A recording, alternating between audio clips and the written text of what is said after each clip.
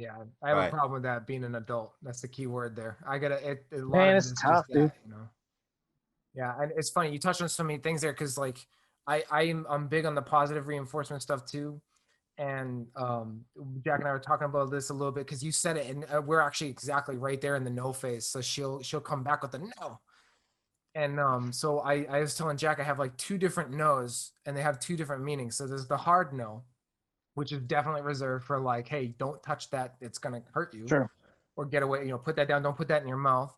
And then there's Yeah, the no, no, no. life safety. Yeah. Yeah, like and then there's like the no, no, no, like the softer no is the triple no, and I do that and like I smile and it's like a no, no, no. It's like, okay, just be a little more careful. So, and I feel like she picks up on it, and this is the way my brain thinks. I just think it's like playing like you're bowling with the bumpers up on the Sure. gutters. Like you tell them the limit over here, and then you tell them the limit over here, and you let them play in the middle wherever they can, and you try to let them be free in the middle, but you got to give them the hard. And I think in the culture we live in today with this woke culture, because I think all of us are a little bit older than that, like because we maybe have a little separation of generations here, like because I'm not. Your speaker is completely out, Frank. You can't hear me? Can you hear me? I can hear you, Frank. Can you not hear Frank, Jack? Oh, really? There's a jack problem. Yeah, I couldn't hear one thing you were saying for the last 30 seconds. Can you hear me now?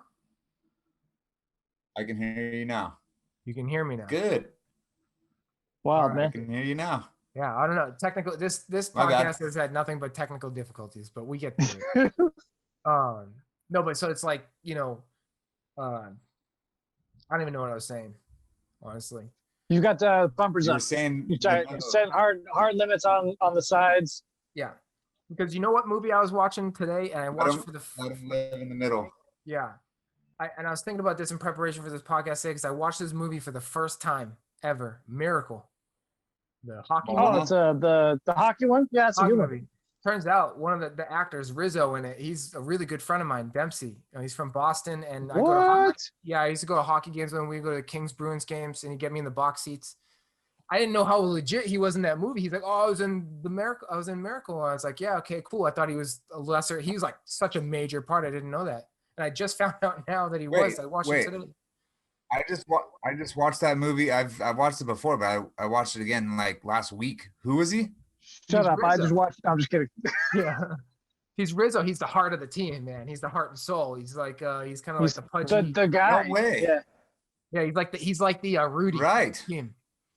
And Michael Rizzioni or whatever. Right. Yeah, he's a good friend of mine. He's the captain. Actor. Yeah, the actual actor. He's no way. Yeah, I when I was working in restaurants, the old manager Wes was his neighbor, and he introduced us because that's what everybody does. The Boston guys, they go, "Oh, I have a friend from Boston. You must know him." They think everybody from Boston knows each other, but at this particular time, like my last name is Moynihan, and it's only people from Boston and people from New York that know how to pronounce my name because everybody else is like. But there's a ton of Moynahans in Boston. There's a ton of Moynahans in New York, and so it's a super rare. But good job. Are you Irish? Yeah, my great grandfather jumped the boat. Yeah. Yeah, same here. We're Irish. Yeah. Very going Irish. back to the miracle thing. So he's given. Sorry. No, but it's okay because it ties in. So I watched this movie for the first time ever, and like we're men, right? So obviously, like we can relate to the tough love, but where he's making them do the sprints or the suicides, the line, who do you play for? Yeah, that's a good one. Yeah, and right, exactly. And I'm like, okay, that's important, man. Like I played sports, I played football for a long time. Like I needed that hard whip cracked. So we were just talking right before we got into this. We were talking about the positive reinforcement, and of course, they're so little, all of our kids that. Yes, I mean, you're not cracking the whip on your little toddler, but at some point... I make them do suicides in the living room. No, yeah. Take your stuffed animal and run laps.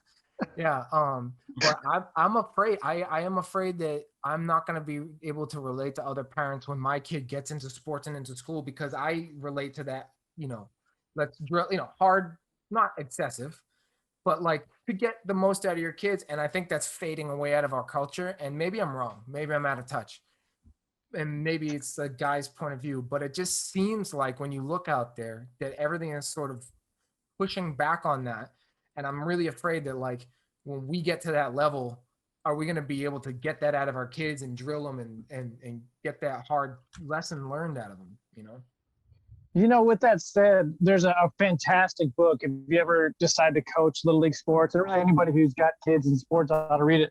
But it's based off a letter by a guy named Mike Matheny, and the book is called The Matheny Manifesto. But he was a catcher in professional baseball. And so he's like, kids were like, we want you to coach our baseball team. And the parents were like, we want you to coach the baseball team. And he's like, I'll do it under these conditions. And so he wrote down these rules. And so it's things like, as a parent, your job is to show up and shut up.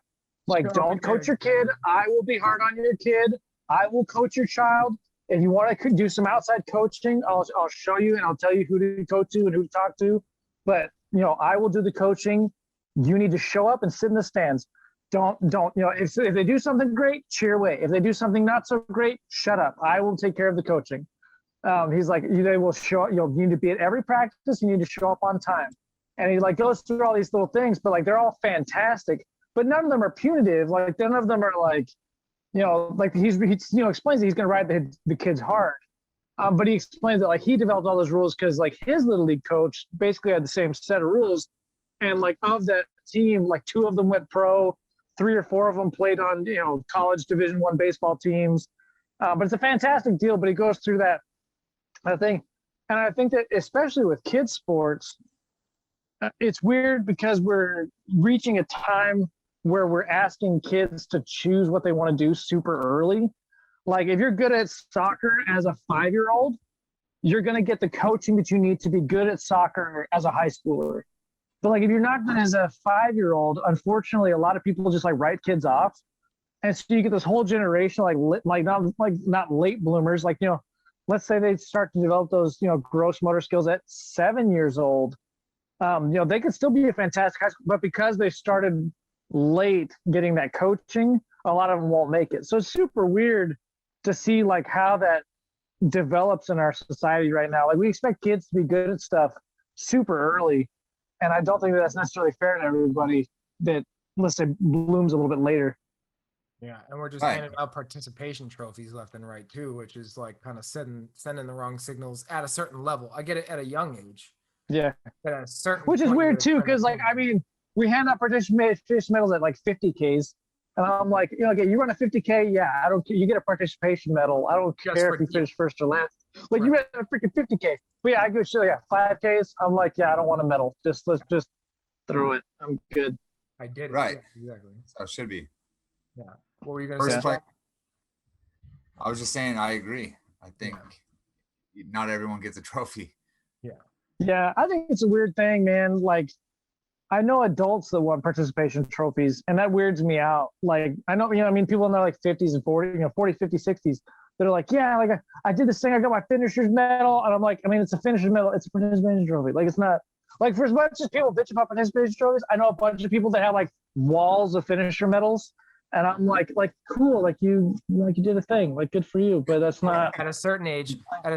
When you get like up into the older age, it's more of like I'm still alive medal. It's like I'm still here. Yeah,